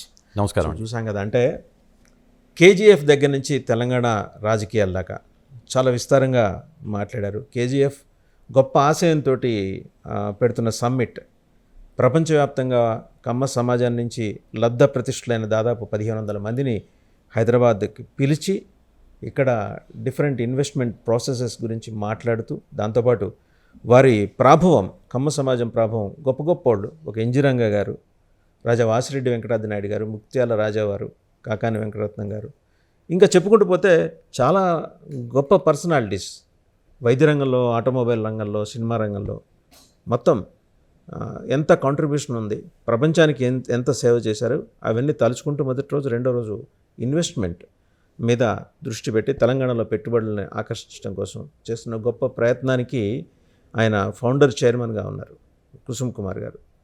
అలాగే తెలంగాణ కాంగ్రెస్ ముందున్న లక్ష్యాలేంటి, నిర్దేశించుకున్న లక్ష్యాలేంటి, పొరుగు రాష్ట్రంతో సంబంధాలు ప్రభుత్వపరంగా ఎలా మెరుగుపరుచుకోవాలి, వీటి మీద కూడా స్పష్టమైన కసరత్తు జరుగుతోంది. ఒక యువకుడి ఆధ్వర్యంలో ప్రభుత్వం ఏర్పడింది కాబట్టి ప్రొయాక్టివ్గా ఉంటుంది మొత్తం పాలన అంతా కూడా. ప్రజలు వేచి చూడాలంటారు. Thank you very much sir.